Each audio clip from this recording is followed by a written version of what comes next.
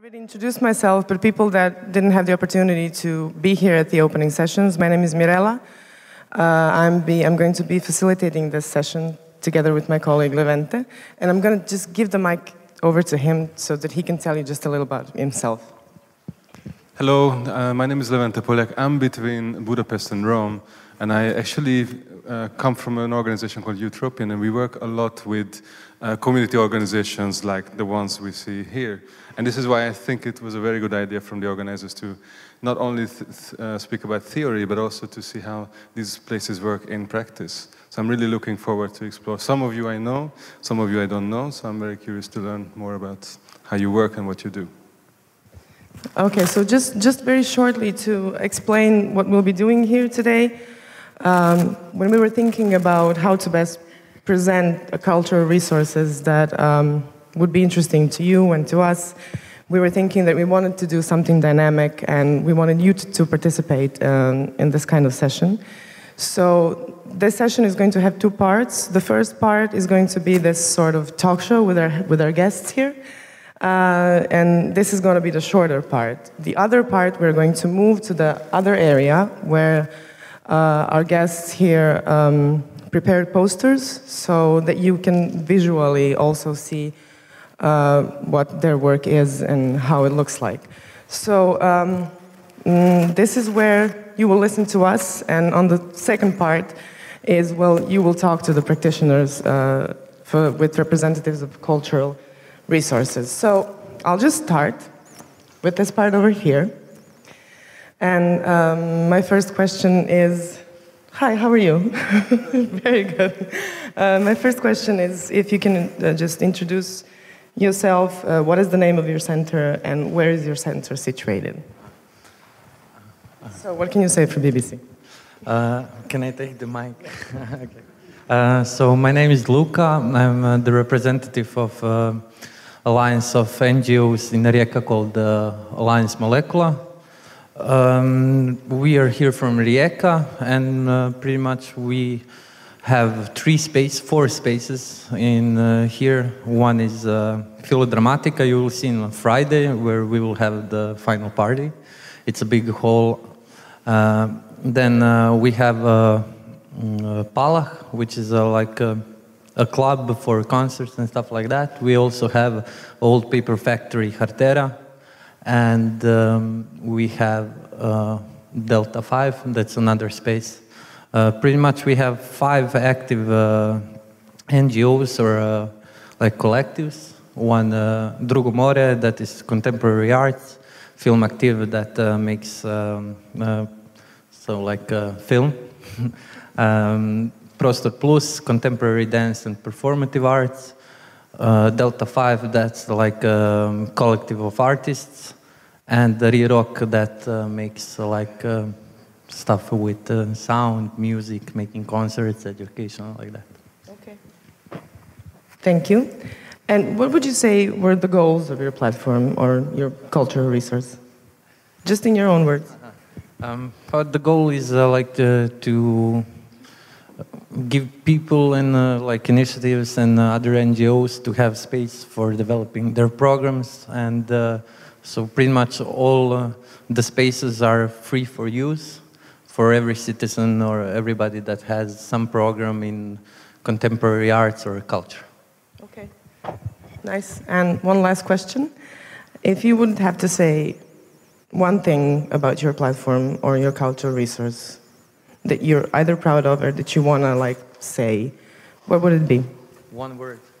Just one thing, not one word. Just one thing that you're most proud of when you're talking about your platform. Diversity. Nice. It's one word after all. Levente. Let's continue on this side. So I would have the same question. If you can introduce yourself briefly, where you're from and what is your organization about? Hello, everyone. My name is Nana. I come from Belgrade, Serbia. I'm coming from Nova Iskra. It's the first creative hub in the Balkans. And one word that would describe us would be pioneering. And luckily, we are not the first and the only ones anymore. So being pioneering is really hard. And we are situated in the center of Belgrade. We have a space, but before space, we had a program. Our goal is to try to think future, because we think in this region we only think past or the present, and we cannot go above and think of what will happen tomorrow and who are we ready for it, and if we are not, how are we going to be ready.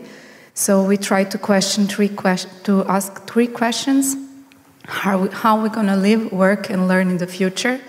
And this is all our programs and our co-working and our partnership and projects are all around that. It's a wide platform for three questions, but we think it's the crucial ones because this is what we are. We just need to live, and maybe we don't need to work, but we work.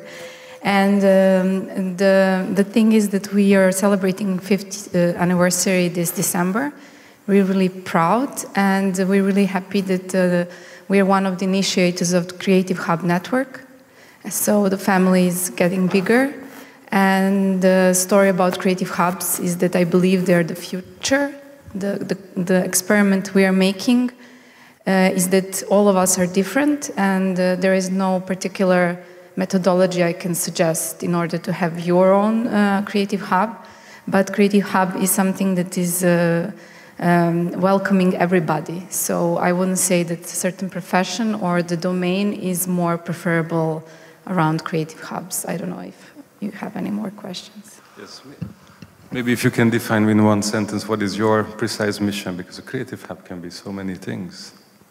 Yeah, Creative Hub can be so many things, and one mission does not work, but our mission is to continuously experiment and offer specific circumstances for us to grow better and bigger and understand better the world we are living in. Let's say that's it. Thank you. It's important not to say too much, because this will be your task in the second half to figure out more about the details and working models of all these organizations. Exactly. So this is just to tweak your imagination so that you get inspired to talk with these people later. Okay, moving on. Hello. How are you? Welcome to our talk show. If you can shortly introduce yourself, where you come from, and just very briefly about your center. Thank you. My name is Tihana. I come from Croatia, but I live in Italy since 20 years, so I'm here now to present Ateliersi from Bologna. Ateliersi is a collective of artistic production dealing active operating in the fields of theater and performing arts. We also have a space in the center of Bologna, which is called Ateliersi. So, besides our production, we also curate a programmation of our theater, which is a pluri-artistic, multidisciplinary programmation. Thank you. And what is it that you want to achieve with everything that you do? What is sort of like the overarching goal of your cultural resource? Yes, I think in this moment I would say that we would like to strengthen and develop the relationship both with the territory, with the local territory, and with the international partners. So we would like our theater always to be full with new audiences, and we would like that our production is seen by as many people as possible. Okay, can you tell us how your theater differs from, say, classic theaters that exist in your neighborhood and in your local community? How we differ? Yes. Well, yes, our production is so-called like contemporary theater or experimental research theater, and usually the topics we deal with are of some social and political interest.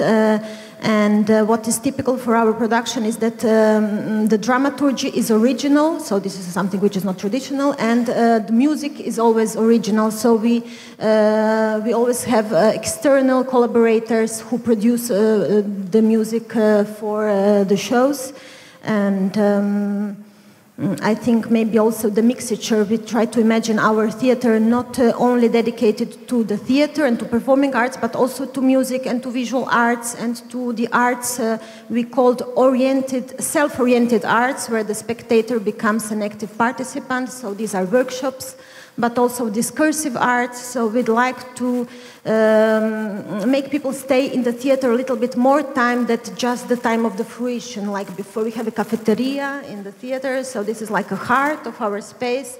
And we always try to find a way to keep together a little bit more and to make a discourse about what we see and what we offer to be seen. Okay, very nice. Thank you. Let's move on here. I think you know what my question is. No. Can you tell me? Yeah. Who are you, where are you from, and what is your organization? Okay, thank you. I'm Senka. I'm from Herceg Novi. It is a small city in Montenegro. It is also a small country. And my organization is Urban Nova. When we start our organization established, then we thought that we don't need working space, that every public space in our city could be our working space. But then we find out that we are wrong. And now, through 5 years, we are struggling to provide some activities on open and closed public spaces. And we use creativity and art to little bit mobilize citizens and to see values, and in order to reevaluate and revival of public spaces, which in a lot of cases are abandoned and ruined in our city. And okay, that's all. What is your goal for the next 5 or 10 years with your organization? What is that you try to achieve? Yeah, it would be nice that citizens and decision makers, locals, change attitudes towards public spaces, and to see all potentials to see public spaces as urban resources, as we do. And the last question, what makes you special in your context, in the Montenegrin context, or maybe in the Balkan context? I'm afraid nothing, but I think it is a very small country, as I said, and maybe we are pioneer to start and keep doing that work about public spaces. And maybe last year we gathered all independent independent organization for cultural scene, and to do something together. And maybe it's something special. Well, it's definitely very important to build a network of organizations, a local ecosystem. So thank you. Yes, I agree, and that should be supported. Okay, moving on, we're moving to, I'm not going to say where, because she's going to say where. So, hello, Sanja, how are you? Okay, so can you please tell us the name of your cultural resource and where it's located, and just briefly about it? Okay. Hello, my name is Sanja. Originally, I'm coming from Rijeka, but I live in Zagreb. I am a representative of Autonomous Cultural Center ATAC from Zagreb. We have one big abandoned factory near center of the city, which is called Medica. We scouted 10 years ago together with another independent collectives and individuals. And now we are there for 10 years, half legal. We are they're having a lot of programs and different initiatives, and we are open for everyone who wants to come in to have an idea, and we're providing production resources, and that is all without paying. So it is, and the important thing about how we work is that we work mostly on voluntarily basis, and this is why we are still alive, and this year is 20 years of our anniversary of our organization. Nice, thank you. So you're basically a collective in this space.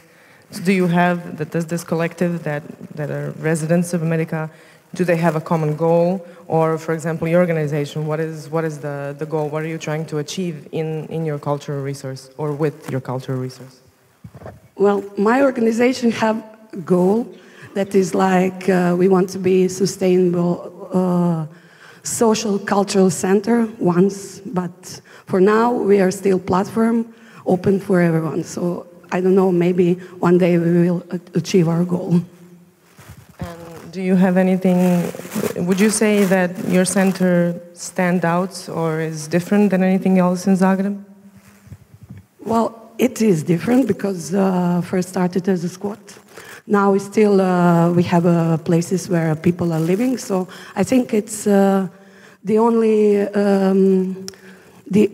venue and culture, so-called cultural resources where people are living and people are working and having programs. We have also one squat place in Zagreb, but it's not, actually don't have goals like this, what we have. Okay. Thank you very much, Sanja. Okay, now I see that for some reason we have all Croatians over there and all non-Croatians over here. I hope we can mix later on. And now we go to Italy, to Torino. Yeah. Who are you? What is your organization? And what are you working on? Hi everybody. Of course I come from Italy. I'm Daniele. I represent Fondazione Cascina Roccafranca. It is an atypical foundation in participation that manage a socio and cultural center in Torino. The center is born in 2007 with the support of European Union. The project Urban 2, it was a European Union program, and it's a center open to all citizens from 0 to 99, like a puzzle. Like everyone can stay, everyone can act, everyone can propose. We try to transform ideas and proposals in something in opera. We used to say that our center is like a frame, is like a box full of empty spaces, because inside there is participation, there is active citizenships, and there is people that come to do activities. Thank you. And I think you established a model which is quite interesting and was maybe first of its kind, maybe not only in Italy. Can you explain a little bit what makes you special as a cultural organization, cultural space? I don't know, I think about governance, maybe, because first of all, governance was created together, okay? So there was a management of governance, created with people before. With this project, they start to talk about Cascina Roccafranca in 2003. So 5 years before the physical structure. And these 5 years, they talk about governance, they talk about physical structure, architectural structure, even governance too. Governance is mixed, public and private. So there is the main members is the main member is the municipality. And there are partner members that they are local association and informal groups.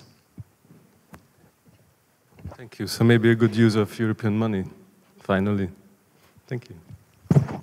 Thank you. Hi. And now we're moving down south of Croatia, because they sort of grouped here. It's not my fault. So hi, Split. What can you tell us about your cultural resource, and just sort of briefly describe it? How does it look like? Hi, my name is Blanca, and my colleague Sunčica and I are from Youth House Platform. Platform is a network of organization active in field of contemporary art and youth, and most of our activities are implemented in Youth House Split. It's managed by cultural institution founded by the City of Split, and City of Split as founder elects 5 members of administrative council who managed with center. On the other hand, the platform is a network of organization who cooperates with Multimedia Cultural Center. We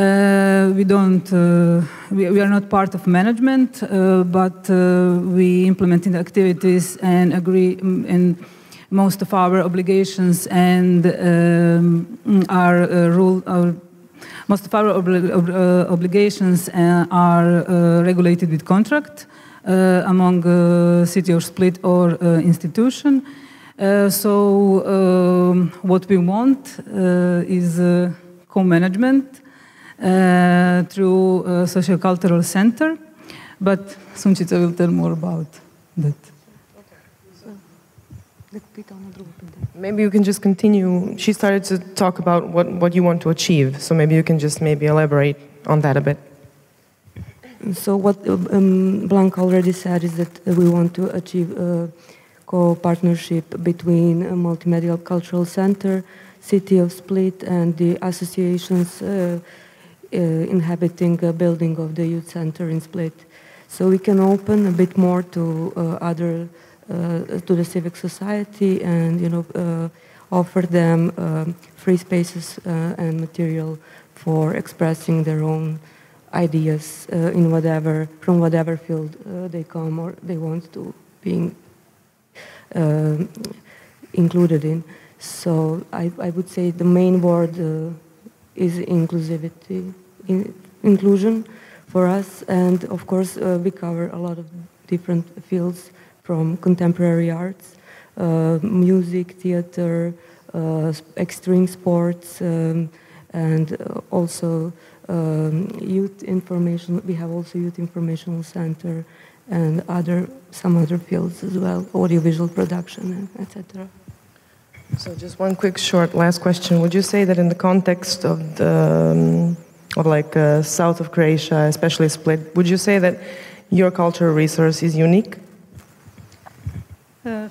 Yes, because it represents the cooperation between institutions on the one hand and a network of civil society organization on the other hand. And platform only wants to cooperate with city and the Multimedia Cultural Center in management of that center, and that may be something that we are unique in. Okay. Thank you so much. I find it very interesting that a lot of organizations are actually functioning as platforms, bringing together an entire scene. And if I'm correct, this is also what's happening in Skopje. Can you explain a little bit what Jadro is doing? Yes, my name is Jovanka and I'm here to represent Jadro, Association of the Independent Cultural Scene, which is a non-profit, inclusive, participatory and advocacy platform. The main activities implemented by 53 Jadro members, which are organizations but also individuals, provide visibility and social relevance for the independent sector. Then advocacy for sector development, strengthening of its capacity and influence in the society, and development of alternative cultural strategies and practices on national, international and regional level. So our main activities come from the field of contemporary art and culture, but also we work in a social cultural practice and also work with communities. Where would you like to see your platform and your member organizations in 5 or 10 years? What is the objective? What is the goal you try to achieve? Actually, our greatest achievement till now is signing the contract with the municipality of Center in Skopje in order to establish some kind of hybrid institution based on a civil public partnership. And we managed to do this, and we're now working on trying to establish this kind of centers in other cities around the country. Did you invent your model, or did you look somewhere else, or were you the first in the region that worked in this modality? What makes you very special as a platform? In Macedonia, it was the first model implemented in the country, but we looked from the models from Germany, from Croatia also, and work with some advisors from Croatia. Okay, so maybe events like this and networks like this can help spread innovative models as well. Thank you. And actually, it's quite a success story, and I hope that there will be room to share it in our other part of this session. I'm sorry that I'm walking behind you, but I just don't want to turn my backs on you. So we are now moving to Dubrovnik. There's so much more stuff going on there than just Game of Thrones, and maybe you can tell us something about your platform and briefly describe it. So, hi everybody, my name is Srđana and I come from Dubrovnik. I represent a platform for Lazareti, which at this stage is an informal platform of organizations that use the space in Lazareti and have a contract there. It's 5 organizations and they're all actually totally different. We are I work for the organization called Lazareti Art Workshop, and we are mostly dedicated to contemporary arts and actually only to contemporary art. And the other organizations, there is one one is working with children, the other organization is working, it's Desha, they're working with unemployed women and developing social businesses. Next one is a youth organization working in film for also with children, and there is also one small theater, Lero, and these are the 5 organizations that are based in Lazareti. And what we are trying to do is to preserve this space and to develop the space of Lazareti as a public space for other organizations and artists and everybody who actually needs a space to make their programs or their activities. We are also very much engaged in developing a socio-cultural center at Lazareti, but we are in a situation where we are users of one part of the complex. The whole complex of Lazareti is consisted of 10 buildings, and we are using 3 of them. And we would like to develop a new concept of how to use the whole complex as a new public space that is responding for the needs of the local community, and not only for the tourists, because we are Dubrovnik is actually a tourist resort, not so much a city anymore, and everything is actually dedicated for, and it's under a lot of pressure of tourist industry. Thank you. So there's obviously a common theme here. Everyone is trying to develop some sort of partnership, but you said that Dubrovnik is very touristic, and so would you say that it's harder to work on a social cultural center in this context, or maybe it comes easier sometimes? Well, it's changing, but I think it's harder actually, because we are all non-profit organizations and we are seen as occupants of this place. We are not seen as partners to the city. We are not perceived as somebody who is doing something to make this life of the citizens better in a local context. So you have a lot more work to do. Thank you. And I also think that tourism came up already in discussions today with some of the people I spoke to, and there might be a lot of people that are interested in exchanging on tourism. But let's go back to further Central Europe, to Ljubljana, Metelkova, which even in this quite diverse set of spaces, I think it's a very special one. Can you tell us a little bit about Metelkova? Yeah, it's really short time to tell you about Metelkova, because Metelkova already had 24 years of existing. The story started in '93, when the Metelkova was squatted, and Metelkova stayed like squat till now. Yes, and it's located in the center near the railway station, which can we talk about from the point of view of capital in the city, that is really gold ground, Metelkova. But yes, resisted till now, like autonomous center. And in Metelkova you can find a lot of individuals, like artists, who find the workspace there.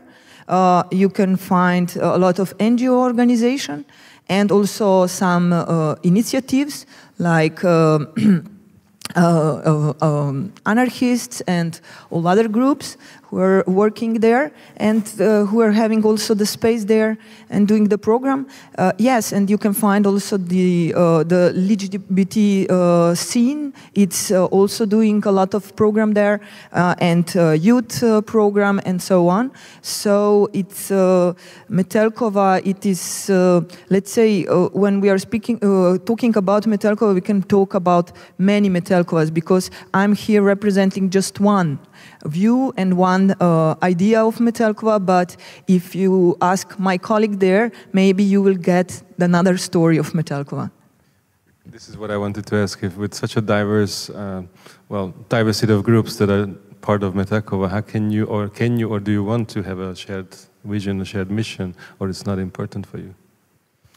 Yeah, sure. Our mission is how to protect autonomy and how to protect the public space, what Metelkova is doing 24 years. And yes, we have in Metelkova direct democracy, we can say. It's really hard, it takes long, but it's still, I think, in the way for Metelkova, the right way for Metelkova. We are having like per month community meetings. We are talking a lot, and our decisions is we make it consensually. And as I said, it is really hard sometimes, but I think it's the right way. Thank you. Nice, thank you. And we're slowly closing our talk show. So if you can tell us about your cultural resource, where do you come from, and briefly describe it. Hello, my name is Carlota Alvarez Vaso. I am from Madrid. The institution I run is Matadero Madrid. Matadero Madrid was the old slaughterhouse of Madrid. So it's a culture for contemporary creation. Is 65,000 square meters, so it's really huge and like a little city of culture, and belongs to the hometown of the city of Madrid. This year is our 10th anniversary, and now ahead Matadero is have 10 institutions inside, so we have a multi-governance institution and also participatory institution in the way that we try to work very hard with the participation issues. And we are 5 institutions are public and 5 institutions are culture foundations, private culture foundations, non-profit. So we have, as public, we have 2 theaters, we have 2 cinema spaces, we have exhibitions spaces for contemporary art, and we have open space, and we have also Intermediae, which is the first institution, and is dedicated to art and community. And as a private institutions, we have the MAD, who is dedicated to design, and it belongs to the Madrid Design Association. We have ABAN, which is the Artists of Madrid Association. We have Factoria Cultural, which is dedicated to is a co-working space on culture industry only, and belongs to an association for culture industry. We have La Casa del Lector, is dedicated to literature and edition, and everything who is related to the culture of books, and belongs to an association called Fundación Sánchez Ruy Pérez. And the 5th institution is going to open 2 years, is from Torino, actually, is the Patricia Sandretto Madrid Foundation. She's a collector from Torino, and she has just signed an agreement with the mayor of Madrid, and she's going to have her collection and art center half in Torino, half in Madrid. And it's going to be directed by Torino, the people from the team in Torino, but they are going to bring the exhibitions to Madrid, and we have 1,500,000 visitors a year. I don't know what much. Yeah, we have 2 restaurants, and we have 1 rental bike. Wow. Okay. I have to ask, this is so much going on. What would you say is your biggest challenge in managing this sort of center? The challenge, I think, is to grow in peace, because it's not easy. We are 10 institutions, and I think the key is to have a good multi-governance rules and also participatory rules. We have a teenagers committee, we have a mothers committee, we have a festival called Afroconciencia, which is a festival run by black Spanish people, which there are not so many, but there are some who are born in Spain, and they don't feel that they are neither African or Latin American, neither Spanish, so they have a specific identity problem. So we are doing a festival with them, but they are their own programmers, and we try to work a lot with what Leila said before, this co-production between professionals and amateurs. And also, we are trying to give the capacity, or the programming responsibility to the people. For instance, we have a festival called Festin. It's run by teenagers, and the programmers are teenagers from 12 to 18 years old. When they are 18, they are 5 because they are too old. And we are learning a lot from this kind of very young people and we hire them through a motivation letter. Thank you so much. Always very inspiring to see how also big institutions can be very much embedded in the social and cultural dynamics of a big city. But so is UFAfabrik in Berlin, which very much grows out of social and cultural struggles of the city. How is UFAfabrik? Can you tell us a little bit about the institutions? My name is Sigrid Niemer. I represent the UFAfabrik in Berlin. We call ourselves International Cultural Center, and we are based in the former West Berlin part. In fact, we started as a squad. We managed after 1 year we got a legal construction because as a private initiative, we said we are willing to pay our costs. We are willing to pay rent, electricity, all the things we have to pay. And so the city council gave us a first contract. And today we have a long-term lease up to the year 2037. And this was very necessary for us to build our sustainable project. In fact, we didn't come from the arts so much. We say culture, and that means also the daily life of ourselves. We came from this idea to create a life and work project, and art was always important, but not the initial thing we started. We work in 3 main directions. One is arts and culture, the second is ecology, or today we say sustainability, the third is social inclusion and the social experiment. And with this we have a lot in common with Metelkova. We know each other since many years. We are still this basic democratic organization. That means we talk a lot, and we do what the German government now has to do. You know, there are different interests, and you have to balance to find a way that fits for everyone. Yeah. And what makes you original, especially in the Berlin context, which was there's so much happening, especially in the last 15, 20 years? We started in 1979, so we were really pioneering these things. During that time, it was not common to have these kind of social cultural centers, and we really tried out, and a lot of people looked at us and were surprised that it could work. And today, the UFAfabrik is facing a big generation change, and this works quite well, I would say. I could talk a lot more, but maybe not now.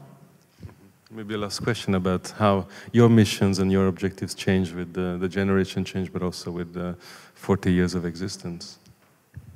So the idea was to create a holistic project that includes all areas of life. And we are still going on with this, even if the way how we do it changed a lot. And we were not missionaries. We said what might be good for me could be good for other people in the neighborhood around us, and this worked quite well in our case. Okay, thank you very much. So we had a very nice overview of what is happening in what you call cultural resources, cultural spaces across the broader region, and I think now Mirela will tell you what's next.